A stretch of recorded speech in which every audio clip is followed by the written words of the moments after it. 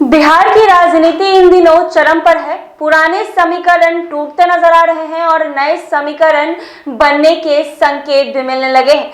यही दिगर कि लोकसभा चुनाव 2024 में है। बावजूद राजनीतिक तोड़ जोड़ के आधार तैयार किए जा रहे हैं और सच तो ये है कि तोड़ जोड़ के निशाने पर 7 दलों के महागठबंधन के शीर्ष नेता नीतीश कुमार बनते जा रहे हैं। इसी कड़ी में आरसीपी सिंह, उपेंद्र कुशवाहा के बाद लोजपा के राष्ट्रीय अध्यक्ष चिराग पासवान ने भी इन दिनों हमले का नया कोण खोल लिया है। बता दें कि पूर्व कृषि मंत्री सुधाकर सिंह की तर्ज पर चिराग पासवान ने भी हमले का कोण ऊर्जा विभाग को बनाते नीतीश कुमार की प्रशासनिक अक्षमता पर जमकर हमला किया है। हैरत की बात तो ये है कि नीतीश कुमार इस हमले को न केवल नोटिस करते हैं बल्कि जवाब देते हुए भी नजर आते हैं और कोई कसर नहीं छोड़ते हैं।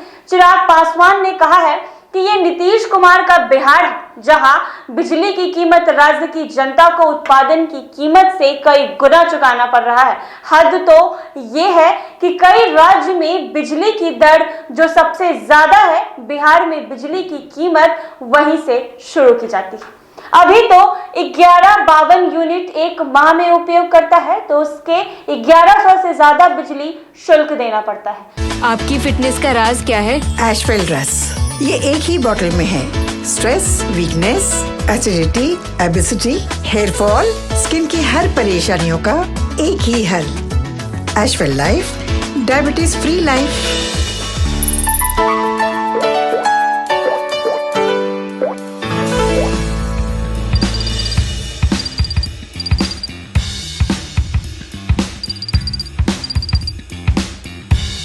%40 शुल्क बढ़ाने पर लगभग 1500 के आसपास हो जाएगी।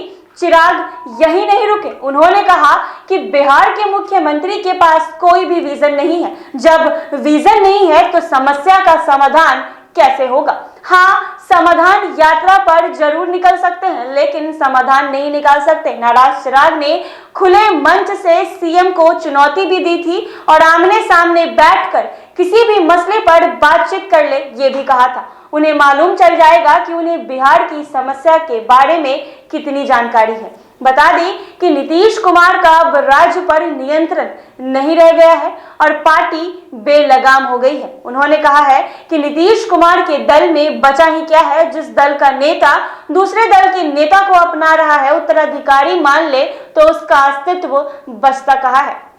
सीएम नीतीश कुमार ने कहा है कि आज जो लोग बड़ी बड़ी बातें कर रहे हैं, उनके घर और उनके गांव तक जाने का इंतजाम भी उन्होंने ही करवाया है। पहले नाव से उन्हें अपने घर जाना पड़ता था, लेकिन अब हमने उनके गांव तक जाने के लिए पक्की रास्ता और सड़क का इंतजाम करवा दिया है। तो उनको पता है, बोलता है तो बोलने दीजिए। आज कोई कुछ बोल ले, लेकिन यह वही अलौकिक का इलाका है जहां राम विलास पासवान के गांव जाने तक का रास्ता नहीं हुआ करता था, लेकिन आज विकास की योजनाएं भी चल रही हैं। उनके गांव तक जाने की सड़क भी उनकी सरकार के प्रयास से संभव हो पाया है। अब कोई कुछ बोल रहा है तो बोलने दीजिए। बिहार विधानसभा चुनाव 2020 में चिराग की भूमिका ने नीतीश कुमार को 43 सीटों पर रोक दिया। यहीं से दोनों में बयानबाजी का दौर शुरू हो गया था। आने वाले लोकसभा और विधानसभा चुनाव में चिराग की भूमिका अहम होने जा रही है।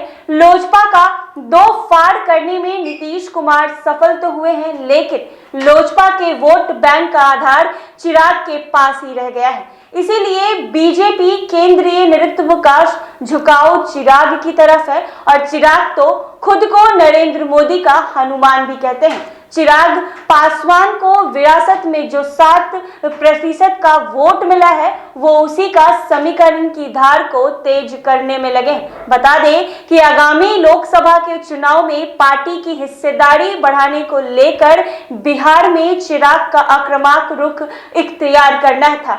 यही वजह है कि शराब बंदी का विरोध करते हुए चिराग पासवान ने नीतीश कुमार के हर विभाग को निशाना बनाया है और कई आरोप भी लगाए हैं।